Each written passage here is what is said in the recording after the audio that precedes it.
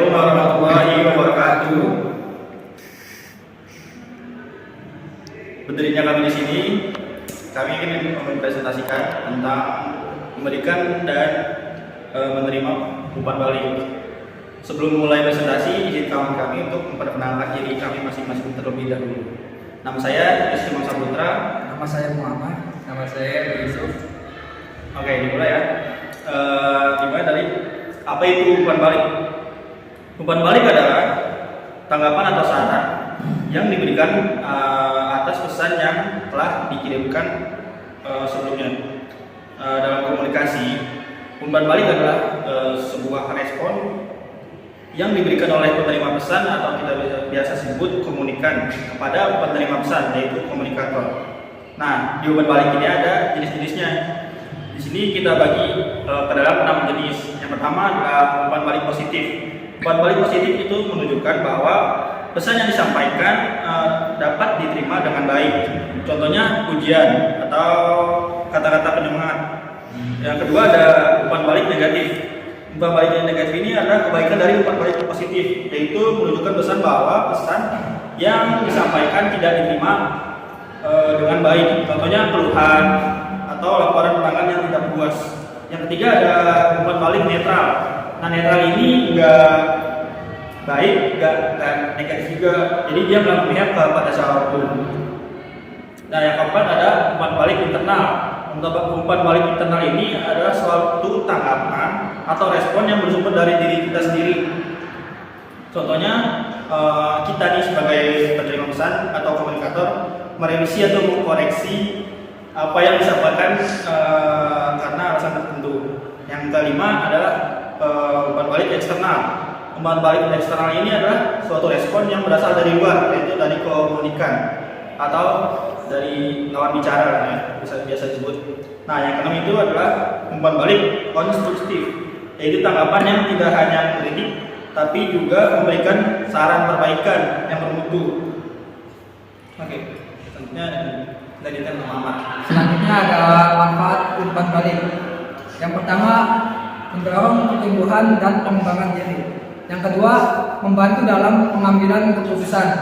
Yang ketiga, meningkatkan motivasi. Yang keempat, meningkatkan kinerja dan produktivitas. Yang kelima, meningkatkan komunikasi. Selanjutnya, cara memberikan umpan balik. Yang pertama, memberikan umpan balik pada waktu yang tepat, yaitu saat situasi kondusif. Yang kedua, memberikan umpan balik yang spesifik dan konkret. Yang ketiga, bicarakan tentang tindakan atau perilaku spesifik, bukan tentang karakter atau kepribadian seseorang. Yang keempat, menggunakan pendekatan seimbang seperti metode sandwich, yaitu memberikan umpan balik positif, diikuti kritik membangun, dan ditutup dengan pesan positif lagi. Yang kelima, berikan kesempatan kepada penerima umpan balik untuk merespon, mengajukan pertanyaan atau memberikan perspektif mereka. Selanjutnya ada cara menerima umpan balik. Yang pertama, bersikap terbuka dan berterima kasih kepada orang yang memberikan umpan balik. Yang kedua, fokus pada apa yang dikatakan pemberi umpan balik. Yang ketiga, jika ada bagian dari umpan balik yang tidak jelas, jangan ragu untuk meminta klarifikasi. Yang keempat, lihat umpan balik sebagai peluang atau pertumbuhan, bukan sebagai kritik personal. Yang kelima, validasi umpan balik. Cari konfirmasi atau perspektif tambahan dari sumber lain. Selanjutnya, hambatan dan solusi memberikan umpan balik. Yang pertama, takut menyakiti perasaan. Solusinya itu menggunakan kata-kata yang sopan dengan tujuan yang jelas. Yang kedua, kurang jelas. Solusinya, sampaikan secara langsung dengan contoh atau penjelasan yang mudah dipahami. Yang ketiga, terlalu lama disampaikan.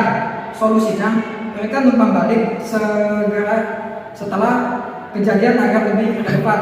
Yang keempat, sulit mengungkapkan pendapat. Solusinya yaitu latihan cara berbicara yang baik dan tingkatkan rasa percaya diri. Yang kelima, lingkungan tidak mendukung. Solusinya yaitu bangun budaya komunikasi yang terbuka dan saling menghargai. Selanjutnya, hambatan sebagai solusi dalam menerima umpan balik. Yang pertama, mudah tersinggung, dengarkan dengan tenang dan tetap berpikiran terbuka. Lalu sulit menerima kesalahan, anggap peluang baik sebagai peluang untuk berkembang. Lalu yang ketiga, fokus pada cara penyampaian, perhatikan maksud yang disampaikan. Dan keempat, terlalu emosional, menenangkan diri, dan kendalikan perasaan dan luangkan umpan balik tersebut. Lalu menyampaikan umpan balik gunakan sebagai bahan evaluasi untuk menjadi lebih baik. Selanjutnya contoh umpan balik. Umpan balik di tempat kerja seperti seorang pemimpin memberi umpan balik konstruktif kepada seorang karyawan untuk membantu mereka meningkatkan kinerja mereka dan berkontribusi pada kesuksesan perusahaan. Lalu yang kedua, umpan balik pendidikan. Seorang guru memberikan umpan balik kepada siswa tentang tugas mereka, membimbing mereka menuju peserta akademik yang lebih baik. Yang ketiga, umpan balik dan teman sebaya. Mereka menyampaikan berbagai masukan satu sama lain untuk meningkatkan kerjasama tim dan pertumbuhan individu. Lalu yang terakhir, umpan balik pelanggan. Bisnis memerlukan umpan balik dari pelanggan untuk meningkatkan produk dan layanan mereka. Lalu contoh kasusnya.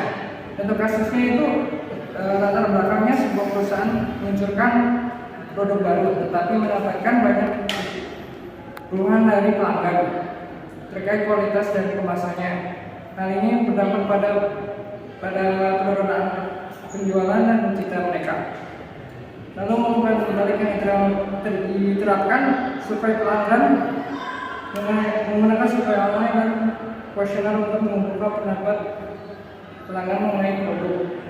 Lalu review dan testimoni menggunakan untuk pelanggan di e-commerce dan media sosial untuk untuk memahami masalah yang dihadapi. Lalu kesimpulannya, umpan balik sangat penting untuk pengembangan peningkatan kerja dan membangun hubungan yang baik. Dengan memberikan dan menerima umpan balik yang baik secara positif dan membantu dalam belajar